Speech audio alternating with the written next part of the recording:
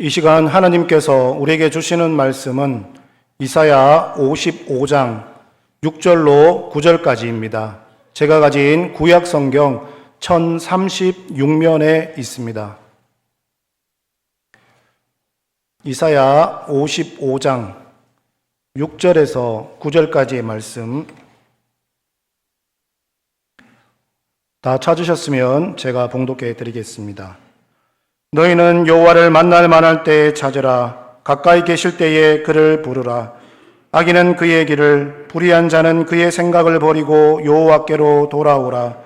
그리하면 그가 긍휼히 여기시리라. 우리 하나님께로 돌아오라. 그가 너그럽게 용서하시리라. 이는 내 생각이 너희의 생각과 다르며 내 길은 너희의 길과 다름이니라. 여호와의 말씀이니라. 이는 하늘이 땅보다 높음같이 내 길은 너희의 길보다 높으며 내 생각은 너희의 생각보다 높음이니라. 아멘. 오늘 말씀을 생각하면서 한번 따라하겠습니다. 나부터 용서함으로 사랑의 물꼬를 트겠습니다. 2026년도 총회 주제와 또 우리 교회 주제는 용서 사랑의 시작입니다. 제가 용서하면 여러분 어떻게 해야 되는지 아시죠? 용서.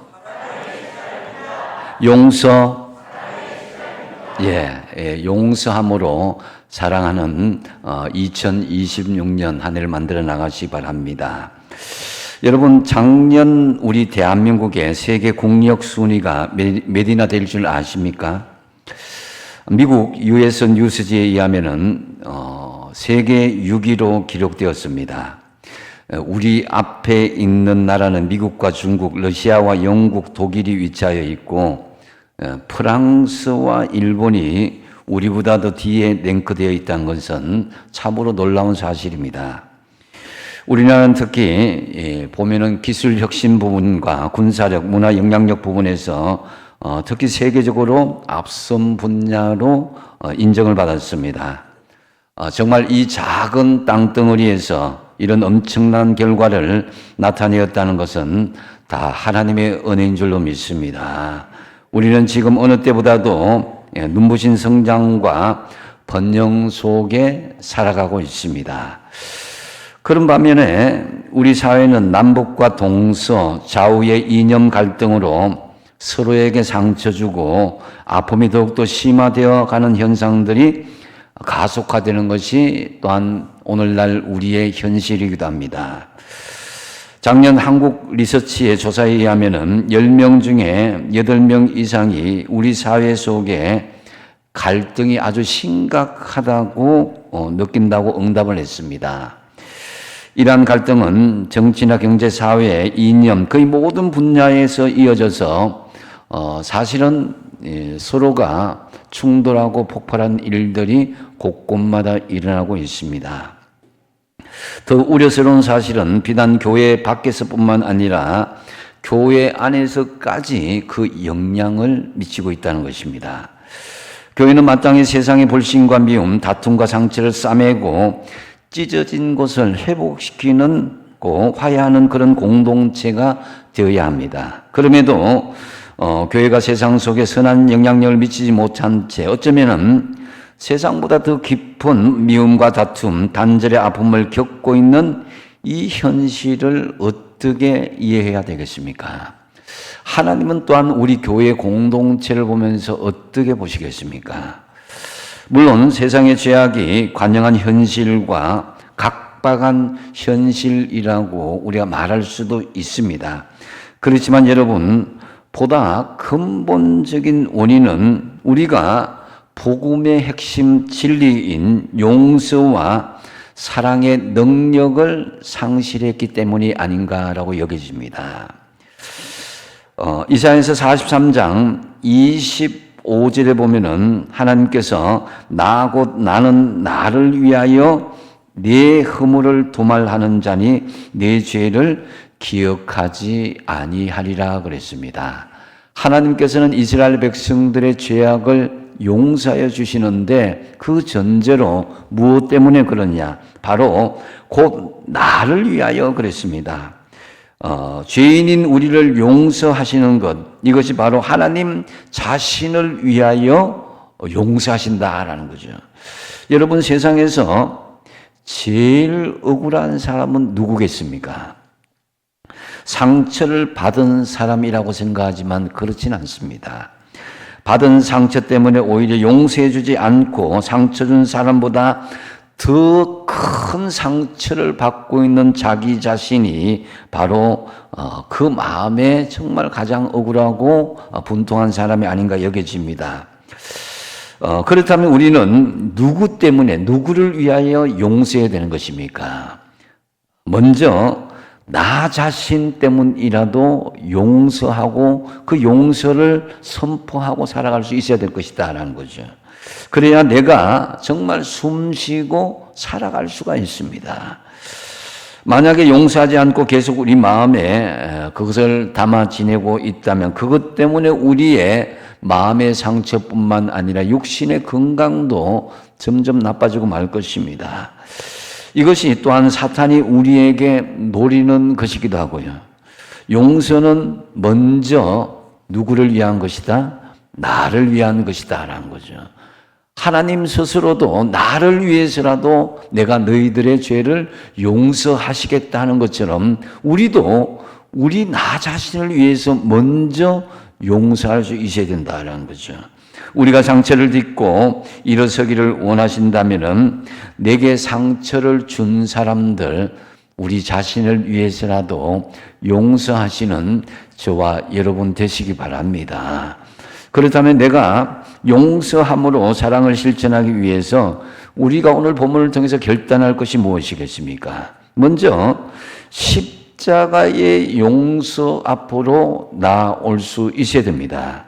6절 말씀에 너희는 여호와를 만날 만한 때에 찾으라, 가까이 계실 때에 그를 부르라 그랬습니다. 본문의 배경에 보면은 하나님 앞에서 죄를 받고 죄를 짓고 징계받을 때 이스라엘 백성들에게는 이 나라가 멸망하고 바벨론 포로가 되는 그런 큰 징계가 있는 그것을 말합니다. 하나님의 징계는 결코 하나님으로부터 버림받는 것이 결론이 아니라 정말 그들을 구원하고 사랑하는 목적이 있다는 거죠. 부모가 자녀를 사랑하는 자녀들을 징계하는 것처럼 하나님의 징계는 하나님의 백성이 그 징계를 통해서 하나님께로 돌아오고 또 회개하기를 원하시는 것이 바로 하나님의 사랑의 마음이다라는 것입니다.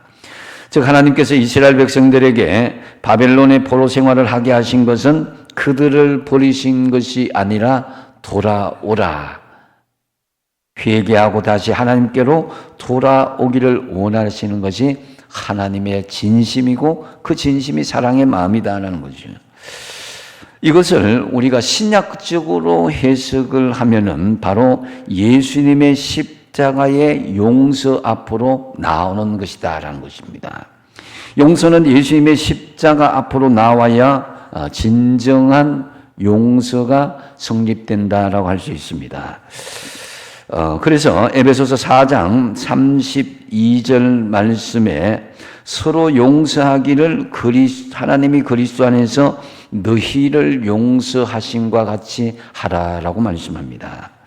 용서는 남이 나를 용서해 주는 만큼만 남을 용서해 주는 것이 아닙니다. 하나님이 그리스도 안에서 우리를 용서하신 대로 남을 용서하라는 것입니다. 하나님이 예수님을 통해서 용서하신 것은 우리가 어떤 의로운 행동을 하기 전에도 우리가 여전히 죄인인 상태에도 하나님의 용서는 먼저 실천되었다는 것입니다. 그 용서를 따라서 실천하라는 것입니다. 그러면 예수님의 십자가의 용서를 생각하고 십자가 앞으로 그 나올 때의 진정한 용서, 이것이 실현되는 것인데 우리 힘으로는 할 수 없습니다.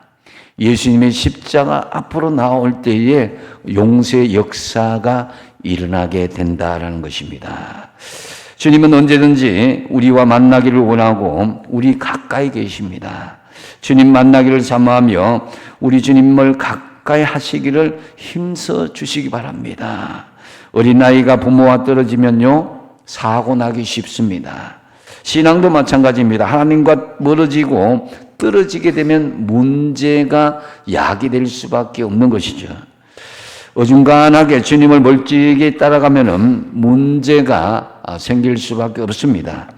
마태복음 26장 58절에 보면은 예수님께서 십자가의 길을 걸어가실 때에 베드로가 멀찍이 예수님을 따라 대제사장의 집들까지 가서 그 결말을 보려고 안에 들어가 하인들과 함께 앉아있더라 그랬습니다.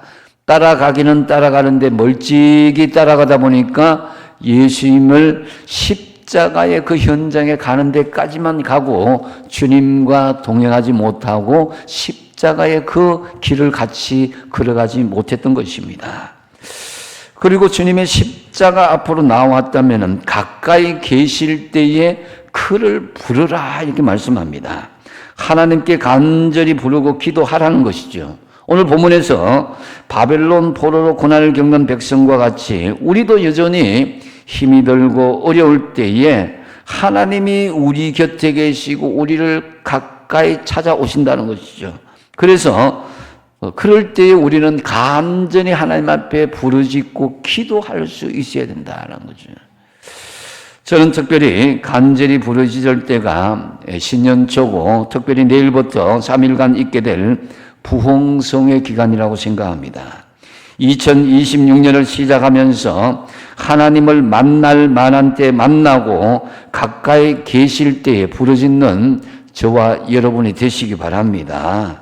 아무리 바쁘더라도 하나님을 가까이 하고 간절히 부르짖을 때에 우리는 미움과 다툼과 시기와 질투는 물러가고 진정한 용서와 사랑이 실현될 것입니다. 7절 말씀을 읽어보겠습니다. 7절 말씀 같이 읽겠습니다. 시작. 악인은 그의 길을, 불의한 자는 그의 생각을 버리고 여호와께로 돌아오라. 그리하면 그가 긍휼히 여기시리라. 우리 하나님께로 돌아오라. 그가 너그럽게 용서하시리라. 아멘. 이 말씀은 늙게는 죄로 말미암아 하나님을 떠난 사람들에게 돌아오라는 말씀이고요. 보다 더 구체적으로 또 다양한 시각으로 바라보면은 하나님을 믿는다고 하면서도 교회를 떠난 사람들을 향한 말씀이기도 하고, 그리고 교회를 떠나지는 않았는데 예수님을 떠난 사람들이 있습니다. 교회에 출석하여서 예배는 드리지만 마음은 하나님에게서 멀어진 사람들을 말하는 것입니다. 그래서 하나님을 섬기면서 제멋대로 생각하고 제멋대로 말하고 제멋대로 행동하고 살아가는, 내가 원하는 대로 되지 않으면은 하나님께서 함께하지 않으신다고 여기는 그런 사람들에게 돌아오라고 말씀하시는 것입니다. 여러분, 인간이 아무리 기가 막힌 기술과 아이디어를 가지고 있다 할지라도 하나님의 생각은 초월할 수가 없습니다. 우리의 생각이나 경험이 절대 하나님의 생각을 앞설 수 없는 것입니다. 이것은 얼마나 좋아 보이느냐, 편리하냐의 문제가 아니라는 것입니다. 맞느냐 틀리냐의 문제입니다. 때로는 죽느냐 사느냐의 문제로 이어지기도 합니다. 바로 이러한 사람들에게 오늘 말씀하십니다. 악인은 그의 길을, 불의한 자는 그의 생각을 버리고 여호와 하나님께로 돌아오라고 말씀합니다. 이 말씀에서 그 길이란 바로 자신들의 방식을 이야기합니다. 너희들의 사는 방식, 너희들이 생각하고 행동하는 방식을 버리고 하나님께로 돌아오라는 것입니다. 그러므로 내가 용서하고 살아가는 것은 나의 생각이나 경험이나 지식에 결정되어서는 안 된다는 것입니다. 오직 용서함으로 사랑을 실천하기 위해서 내가 먼저 십자가에 용서함으로 나오시고 주님 앞에 부르짖고 기도할 수 있어야 됩니다. 그래서 하나님 앞에 간구하고 회개하신 후에 예수님의 십자가의 용서를 선포하시고 사랑하시는 2026년들을 만들어 나가시기 바랍니다. 또한 내가 용서함으로 사랑을 실천하기 위한 결단한 것은 버릴 것은 버리고 채울 것은 채워라고 말씀하십니다. 올해 주제 신약의 본문의 말씀이 바로 에베소서 4장 31절과 32절 말씀인데요. 여기에서는 이제 우리에게 버릴 것과 채워 나갈 것을 분명히 말씀하고 있습니다. 하나님의 용서와 사랑이 우리 안으로 들어왔다면은 이 생명의 물줄기는 우리의 삶의 현장으로 건강하게 흘러가야 됩니다. 여러분, 에베소 교회는 원래 이 박해와 고난 중에서도 믿음을 지키는 교인들, 헌신과 수고와 인내로 섬기는 교회였습니다. 굉장히 건강한 교회였죠.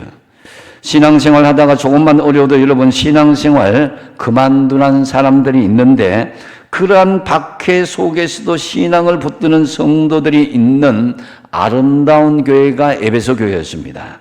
성도들이 모여서 주님을 위해 헌신하고자 하는 그런 살아있는 교회가 에베소 교회였습니다. 그리고 지식적으로도 굉장히 뛰어난 교회였습니다. 교회 이단 사상이 들어왔을 때 분열하에서 이단을 밝히고 축출했던 그런 영적으로 분별을 잘하는 그런 살아있는 능력 있는 교회였습니다. 그래서 교회가 이단이 들어오게 되면 교회가 분열되고 그렇게 하는데, 오히려 에베소 교회는 더 탄탄하게 믿음의 결속력을 가지고 든든하게 세워졌습니다. 그렇지만 에베소 교회는 영적이고 성경적이고 지혜와 지식을 가지고 분별력을 가지고 있는 이상적인 교회였는데, 근데 그거보다도 더 보면은 에베소 교회는 지리적으로도 굉장히 좋은 위치에 있었습니다. 지도로 보면요, 이 소아시아 지역, 지금의 터키 지역에 있는 거죠. 여러분 자세히 보시면은 이 교회는 성장하려면 목이 좋아야 하는데 교통이 편리하고 사람들이 찾아오기 쉽고 요즘 보면 주차 공간이 넓어야 되죠. 에베소 교회는 소아시아 지역에 위치해서 아프리카, 유럽, 아시아가 만나는 곳이며 무역과 상업의 요충지였습니다. 한마디로 사람들이 많이 모일 수 있는 자리였습니다. 복음의 영향력이 어디든 펼쳐나갈 수 있는 가능성이 있는 곳에 위치한 정말 비전 있는 교회였습니다. 하지만 이러한 여러 가지 장점을 가지고 있었음에도 불구하고 에베소 교회는 사도 바울이 떠난 후에 변질되기 시작했습니다. 요한계시록 2장 4절을 보면 소아시아 7교회에 대해서 평가하는 내용들이 나오는데, 에베소 교회는 2장 4절을 보면은 그러나 너를 책망할 것이 있나니 너의 처음 사랑을 버렸느니라고 말씀하고 있습니다. 여러분, 처음 사랑이 무엇입니까? 처음 사랑했을 때에 여러분 어떤 마음을 가졌습니까? 부부간에 보면은 그 마음을 잘 알 수가 있는데요. 보기만 보면 떨리고 두렵고 서로 사모하는 마음들이 간절한 그때이죠. 주님과의 처음 사랑을 가졌을 때에 주님 한 분만 계시면 됩니다. 다른 거 다 없어도 됩니다. 주님 나를 구원해 주신 그것만으로도 주님 감사합니다. 다른 것 없어도 됩니다. 그런 것이 바로 주님의 첫사랑의 관계의 그 상황입니다. 다른 것은 별로 중요하지 않았습니다. 주님께서 나를 위해서 죽이시고 내 죄를 사해 주시고 내게 영원한 생명을 주시는데 그 구속의 은혜를 주셨다는 그 사실만으로도 감격하고 감사하는 것이 첫사랑의 은혜인 것이죠. 그래서 정말 그것이 자연스럽게 하나님 앞에 시간을 드리고 물질을 드리고 자기의 삶의 그 모든 것을 드리고 달란트를 드리는 것이 자연스러운 첫사랑의 현상들인 것이죠. 그런데 이 첫사랑을 잃어버리게 되면은 그 심령이 어떻게 되느냐?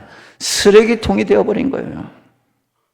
버려야 되는데 버리지 못하는 것들이 자꾸만 쌓여만 갑니다. 여러분, 첫사랑을 회복하기 위해서는 여러분 속에 쌓여있는 쓸데없는 쓰레기들을 버릴 수 있어야 될 것입니다. 여기에서 사도 바울은 용서함으로 사랑을 실천하기 위해서 버릴 것은 버리고 채울 것은 채울 것을 구체적으로 말씀합니다.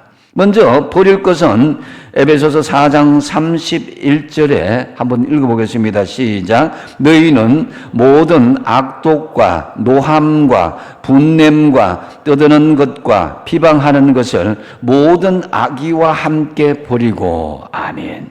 여기 버려야 할 것은 악독과 노함과 분냄과 떠드는 것, 비방하는 것, 이 악의적인 모든 것을 이야기하는 거예요. 이 악독은 날카로운 마음인 것이죠. 과거 상처나 나쁜 감정을 지속하는 것이요, 욕심과 짜증, 미움과 원망, 뭐든지 비판적으로 보는 시각이요, 또 내가 우쭐하고 높아야 한다는 그런 생각들을 말합니다. 여러분, 이런 선물과 악독의 쓰레기를 버리시기 바랍니다. 또 노함은 분노를 참지 못하고 터뜨리는 것이요, 분냄은 밖으로는 잘 티가 나지 않지만은 속으로 오랫동안 앙심을 품고 지내는 것을 말합니다. 그리고 떠드는 것은 통제를 상실하여서 시끄럽게 하는 것이고, 회방하는 것은 중상모략하고 말로 사람의 마음을 어지럽게 하고 그 공동체를 분란시키는 걸 말합니다. 이 같은 요소는 자신은 물론 공동체를 파괴하는 치명적인 독소가 될 수밖에 없습니다. 악독과 분노와 비방을, 모든 악의의 쓰레기를 과감하게 새는 버리시는 저와 여러분 되시기 바랍니다. 그리고 버리고 난 뒤에 채워나갈 것을 말씀하고 있습니다. 에베소서 4장 32절 말씀인데요. 같이 한번 읽어보겠습니다. 시작. 서로 친절하게 하며 불쌍히 여기며 서로 용서하기를 하나님이 그리스도 안에서 너희를 용서하심과 같이 하라. 아멘.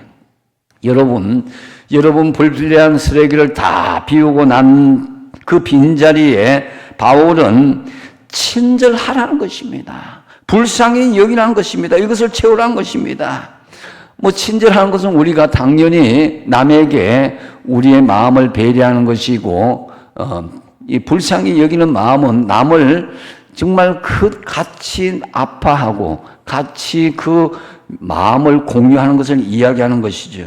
그래서 여러분, 용서는 단순히 말로만 하는 것이 아닙니다. 오히려 형식적인 요소는 공동체의 마음과 상대방의 마음을 더 힘들게 할 뿐입니다. 그래서 여러분의 심령에 버려야 할 그 쓰레기들을 버리고 채워야 할 그 채움, 친절하게 하고 불쌍히 여기고 용서하는 그 사랑의 마음들을 채워나가십시오. 그래야 할 때에 예수님의 그 사랑을 통해서 용서하심과 같이 용서와 사랑의 열매가 2026년도에 풍성하게 맺혀지시기 바랍니다. 세 번째로, 내가 용서함으로 사랑을 실천하기 위한 우리의 결단은 하나님의 입장에서 생각하고 우리가 그것이 이루어져야 된다는 것이죠. 8절 말씀에 보면은 이는 내 생각이 너희의 생각과 다르며 내 길은 너희의 길과 다르다 그랬습니다. 내 생각이 하나님의 생각과 다름을 우리가 인정하는 것, 이것이 하나님의 입장에서 생각해 보라는 것입니다. 창세기 37장에 보면은 요셉이 꿈을 꾸는데요. 그 꿈에 해와 달과 11별이 자기를 향해서 절하는 꿈을 꾸게 되는데, 하나님 주시는 엄청난 성공과 축복, 약속받는 그런 비전을 꾸게 됩니다. 어린 요셉은 아마 그 꿈으로 승승장구하는 자신의 앞길을 생각하고 기대했을 것입니다. 그런데 막상 그 꿈을 꾸고 난 뒤에 삶의 현실들은 전혀 반대의 길로 흘러갔습니다. 형들에 의해서 애굽의 노예로 팔려가고 말았고, 요셉은 노예 생활 중에서 그래도 언제나 내가 해방되어서 고향으로 돌아갈 수 있다라고 생각했을 것입니다. 하지만 그 현실은 자신에게 자유는커녕 요셉으로 하여금 더 힘들고 어려운 고난의 그런 과정을 겪게 합니다. 억울한 누명으로 감옥에 갇히는 일이 벌어지게 되죠. 그러면은 하나님이 자신에게 주신 비전과 좋은 꿈들은 어디 갔단 말인가? 이런 인간적인 생각을 하게 될 것이다라는 거죠. 그래서 그런 것은 바로 요셉의 생각과 하나님의 생각이 다르기 때문이다라는 거죠. 하나님의 생각은 요셉을 감옥에 갇히게 하심으로 바로 왕의 꿈을 해석하는 계기로 준비하신 것이다. 결국 요셉은 감옥에서 만난 궁중관리의 꿈을 해석하고 그것이 계기가 돼서 바로 왕의 꿈을 해석하고 애굽의 제2인자 국무총리가 된 것입니다. 요셉이 애굽의 국무총리가 된 것이 하나님의 뜻이 아니라 하나님의 뜻은 요셉을 애굽의 국무총리가 되게 함으로 아브라함에게 약속하신 축복을 이루고자 하신 것이다라는 거죠. 더 깊고 넓은 더 높은 하나님의 생각을 알 수가 있습니다. 그래서 요셉은 하나님의 약속이 성취되는 데 쓰임을 받게 된 것이다라는 거죠. 지금 그렇기 때문에 우리는 눈에 보이는 이 현실 가운데 하나님이 이럴 수가 있습니까? 하나님 이건 아니지요 라는 그런 얄팍한 우리의 생각을 버릴 수 있기를 바랍니다. 여러분, 지금 내 몸이 병들었다고 지금 하는 일이 잘 풀리지 않는다고 자식들이 지금 힘들고 어렵다고 내 뜻대로 어떤 일들이 잘 관철되지 않는다고 하나님께서 여러분의 꿈과 일들을 계획들을 막으신다고 생각하십니까? 하나님이 나를 포기했다고 생각하지 마십시오. 눈에 보이는 것으로 우리의 생각을 짧게 여기지 마시라는 것입니다. 하나님의 생각과 우리의 생각은 분명히 다릅니다. 하나님은 여전히 우리를 사랑하시며 우리의 아픔에 동참하고 지금 돌아오라고 말씀하시는 거예요. 우리의 생각과 하나님이 다르다는 것을 인정하시는 여러분 되시기 바랍니다. 9절 말씀에 하늘이 땅보다 높은 같이 내 길은 너희의 길보다 높이며 내 생각은 너희의 생각보다 높다 그랬습니다. 여러분, 내 기준이 아니라 하나님의 기준으로 생각해 보십시오. 3살짜리 콜릭의 어린아이와 우리 다 큰 장성한 어른은 물론 생각한다는 공통점은 있습니다. 그러나 3살짜리 어린아이의 생각과 장성한 어른의 생각은 분명히 그 차원이 다른 생각을 가지고 있습니다. 그래서 바울은 고린도전서 13장 11절에 이렇게 이야기하는데요. 같이 한번 읽어보겠습니다. 시작. 같이 읽겠습니다. 13장 11절입니다. 그거는 그 앞에 말씀이고요. 9절 말씀인데 제가 읽어드리겠습니다. 내가 어렸을 때는 말하는 것이 어린 아이와 같고 깨닫는 것이 어린 아이와 같고 같이 한번 읽어보겠습니다. 시작. 내가 어렸을 때는 말하는 것이 어린 아이와 같고 깨닫는 것이 어린 아이와 같고 생각하는 것이 어린 아이와 같다가 장성한 사람이 되어서는 어린 아이의 일을 버렸노라. 아멘. 사도 바울이 느낀 거예요. 자기가 믿음이 어리고 생각이 짧을 때는 그 기준이 자기 인간적인 기준을 했지만은 믿음의 장성한 분량이 되었을 때는 그 초보적인 어린아이의 생각과 기준을 버렸다라는 것입니다. 그래서 여러분, 인간의 생각과 하나님의 생각은 그 차원이 마치 하늘과 땅 차이인 것입니다. 비교가 안 될 정도로 엄청난 차이가 있는 것입니다. 왜 그렇습니까? 하나님은 천하 우주 만물을 창조하시고 그것을 주관하시는 분인데 우리가 어떻게 그 하나님의 크신 역사를 다 알 수가 있겠습니까? 그래서 인간은 전지한 능력이 없고 인간의 지식이 아무리 깊어도 그것은 극히 제한적일 수밖에 없다라는 것이죠. 인간의 모든 지식을 다 앞에 놓아도 하나님의 전지전능함에 전혀 비할 바가 못 되는 것입니다. 그렇기에 우리는 하나님의 입장에서 생각해야 될 이유가 바로 여기에 있다는 것입니다. 하나님을 기준으로 삼는다는 것은 바로 어떤 것입니까? 오늘날 말씀을 기준으로 삼고 살아간다는 것입니다. 아모스 7장 8절에 하나님께서 말씀하십니다. 아모스야, 내가 무엇을 보느냐? 내가 내게 대답하되 다림줄이니이다. 주께서 이르시되 내가 다림줄을 내 백성 이스라엘 가운데 두고 다시는 용서하지 아니하리니 그랬습니다. 이스라엘의 백성이 죄악이 극에 달할 때에 메뚜기 재앙과 불의 재앙을 하나님께서 보여주시는데 이에 아모스는 이스라엘 백성들 하나님 용서해 달라고 자비를 구하게 되죠. 그래서 하나님께서는 돌이키시고 다림줄, 즉 하나님의 기준을 보여주시는 거예요. 바로 다림줄 같은 하나님의 말씀 앞에 자신을 비추어 보고 말씀으로 기준으로 삼지 않는 백성들은 내가 용서하지 않겠다는 것입니다. 여러분, 하나님의 말씀은 다림줄과 같습니다. 잘 믿는 것인지 잘 못 믿는 것인지 열심과 헌신만 가지고 우리는 평가할 수 없습니다. 하나님의 말씀이 기준이 되어 사는 것이 정말 중요합니다. 하나님의 말씀에 가라고 하면 가고 가지 말라고 하면 가지 않는 것입니다. 모든 기준은 하나님의 말씀에 기준을 두는 것, 이것이 하나님의 생각을 앞세우는 것이다라는 것입니다. 그래서 내 생각을 내려놓고 하나님의 입장에 서서 하나님의 말씀을 기준으로 삼아서 하나님의 생각을 앞세워 보십시오. 그리하면 용서가 자연스럽게 되고 사랑의 열매를 맺게 될 것입니다. 할렐루야. 이제 말씀을 맺습니다.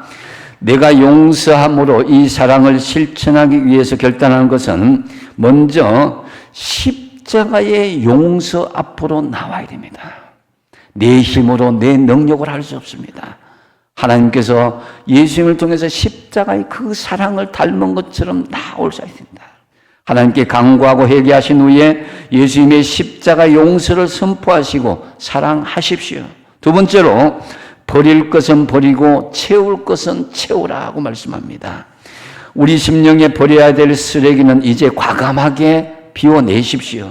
그리고 친절과 긍휼의 마음을 주님의 용서하심과 같이 용서하시고 사랑으로 채우십시오. 그리고 누구의 입장에서 생각한다? 하나님의 입장에서 생각하라는 거예요. 내 생각을 내려놓고 하나님의 입장에 서서 하나님의 말씀을 기준으로 삼아서 하나님의 생각을 앞세우십시오. 그래서 2026년 새해 여러분의 용서로 여러분이 속한 모든 공동체에 아름다운 사랑의 물꼬가 터짐으로 세상에서 가장 행복하고 아름다운 하나님의 나라를 세워가시는 저와 여러분 되시기 바랍니다. 기도하겠습니다.